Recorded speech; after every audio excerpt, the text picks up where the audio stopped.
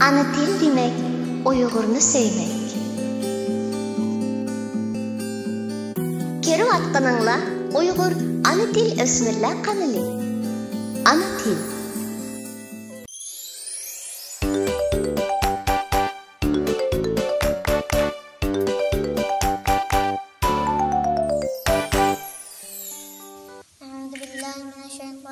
Bismillahirrahmanirrahim. Lam mim zalikal kitab. To'xta o'g'lim. Qur'oni Karimni o'qigan chog'da tartil, arkan bilan o'qiymiz. Anglab tur, ha? A'udhu billahi minash shaytonir rojim. Bismillahirrahmanirrahim. Alif lam mim. Ustaz, sizden bir sual sorsam bulamda? Bo'ladi o'g'lim. Ustaz, sizning umrinda ustozlarınız bo'lganmi? Bo'lgan. Şehit Allama Ustaz Muhammed Salih Damullah.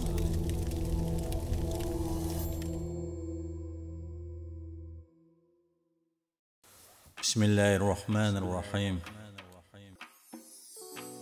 Hayat shunda qimmatlar bo'ladiki, uni yo'qotish insonni qayg'uga cho'mdirsimi, nemidir uning o'rnini to'ldira olishi, yo'qotish qayg'usiga tasallilik rolini o'tay olishi mumkin. Ammo bu qimmatlar ichida shundoq yo'qotishlar bo'ladiki, uning o'rniga na tasalli va na to'ldirg'ich. Bir millat uchun uning ma'naviy hayotini sog'lom qurib chiqish, sog'lom ruhga ega qilish va to'g'ri yashash yo'liga yetaklash hamda payg'ambar yo'lida lovuldab yongan buyuk mash'aldan tarqagan ilohiy nurni bu aziz millati uchun zulmatdan qutulish mezoni qilish va buni ularga tonishtirish va tushuntirish yo'lida tinmay ter to'kkan kishilarni yo'qotib qo'yish bo'libmi amaliy xizmatlar orqali payg'ambarlarning varisi bo'lish sharafini qo'lga keltirgan olim ulamolarning oradan g'oyib bo'lishi mana shu o'rinni to'ldirg'usiz musibati buyuk qadr qimmatlardandir. İslam ümmetining ayrılmaz partisi bo'lgan Uyg'ur millati tarixda o'rnigi yo'q, mislsiz yo'qotishlarni, zulm va fojialik krizislarni boshdan kechirayotgan bu kunida ilm osmonida chaqnagan yulduzlardan biri bo'lgan ustoz Allama Muhammed Salih Damullah hojim bilan vidolashdi. Hayotini xalqning ilm ma'rifati, iman hidoyati ve ilahi an tuyg'ularining vahiy buloqlaridan sug'urib turishi uchun atagan bu fidokor zot zolim Xitoyning qo'lida shahid bo'lishdek sharafli o'limi bilan bizni qayg'u alamga qo'ygan va hasratga cho'mdirgan holda oramizdan ketdi. İctihodli tövbekkor ustoz Allama Muhammed Salih Damullah hojim 1939 yılı 4. ayda atıştaki tonulgan dinni o'lima ma'rifatparvar zot Salih Damullah hojim oilasida dunyoga kelgan. Kichigidinla ilmga o'tdek ishtiyoq bog'lagan ustoz Muhammed Salih Damullah 11 yoshida xatmidan o'tib, murattab qori bo'lgandan keyin dadasida dastlabki diniy bilimlar va arab faris tillarini o'rgangan. 1956 yılı İslam institutiga o'qishga kirgan. Dadısının tərbiyəsində İslam dininin hər qaysı ilim türlərinə puxta asasiyet bo'lgan Muhammed Salih Damullah İslam institutida ayni çağlarda Misrdan təklif qilingan Bahiyuddin Zayyani, Şeyx Abdullatif, Hamid Sulayman qatorliq ustozlarning bevosita yetaklashida tafsir, hadis, fiqh, aqida, İslam falsafasi, İslam tarixi, ilmi balog'at, ilmi kalam, Arab adabiyoti qatorliq fanlarni sistemalik o'rgangan. 1960-yili maktabni a'lo natija bilan bitirib, Fanlar akademiyasining millatlar tadqiqot o'rniga o'rinlashgan. 1984-yili ijtimoiy Fanlar akademiyasi din tadqiqot institutiga muavin rais bo'lib tayinlangan. 1987 yildan dam ilishga chiqqacha Urumchidagi İslam institutining mudiri bo'lgan. Institutda an'anaviy dinniy ma'rif bilan yangicha dinniy ma'rifni muvaffaqiyatli holda birlashtirib, mingdan ortiq dinniy ulamo yetishtirib chiqqan. Bu dinni zatlar diyorimizning har qaysi joylaridagi va chet ellardagi Uyg'ur musulmonlarning dinni faoliyatlariga yetakchilik qilib kelgan va kelmoqda. Ustoz Muhammad Salih Damullojim 1961-yildan boshlab umrining oxirigacha tafsir, hadis, fiqh qatorliq islom dinining har qaysi sohalarida tadqiqot va tarjima ishlari bilan shug'ullanish bilan birga Uyg'ur islom madaniyati, Uyg'ur islom tarixi, Uyg'ur islom ma'rifi, Uyg'ur islom adabiyoti, arab adabiyoti, tilshunoslik qatorliq sohalardami ilmiy tadqiqotlarni olib borgan. 1986-yili dasturimiz Qur'oni Karimni yangi zamon Uyg'ur adabiy tiliga tarjima qilgan. Bu tarjima shu yili Millatlar nashriyati tarafidan 200 ming parcha nashr qilingan. Qur'oni Karimning bu tarjimasi 1992-yili Saudiya Arabiston podshohi Fahidning tasdiqlashi bilan podshohning Qur'on besish matbaasida bir qancha 100 ming parcha besilib tarqitilgan. Slavyancha nusxasi O'rta Osiyodagi Uyg'urlarga tarqitilgan. 2017-yili Turkiya Dinni ishlar ministrligi tarafidan Turkiyada qayta nashr qilindi. Ustoz Muhammad Salih Damullam 1991-yili xalqaro islom dini tadqiqoti uchun alohida to'hfa qo'shgan 10 olimning biri sifatida Misr hukumati tarafidan mukofotlangan. 1992-yildan boshlab bir qancha qatim Marokash podshohi Hasan II'ning taklifi bilan har yili Ramazon oyida o'tkaziladigan xalqaro Ramazon leksiyasi faoliyatiga qatnashgan va podshoh tarafidan tartiblangan. 1992-yili islom dunyosidagi eng oliy mukofot Faysal mukofotining nomzodligiga ko'rsatilgan. 2002-yili Dünya İslam İttifaqı tarafidan Qozog'istonda uyushtirilgan ilmiy muhokama yig'iniga qatnashgan. Ustoz Qozog'istondagi bu yig'indan qaytib kelgandan keyin uning chet elga chiqishi cheklangan.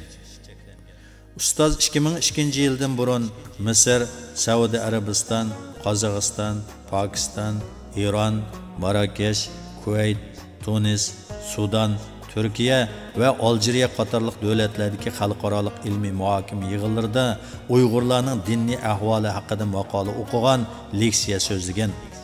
Islom elleridagi mashhur ulamolar bilan o'zaro fikr almashtirgan. Ustoz hayotining har bir minutini ching tutib, vatan millat uchun kech-kunduz jon fidolik bilan ishlab, islom ummatiga qimmatli asarlarni qoldirib ketdi.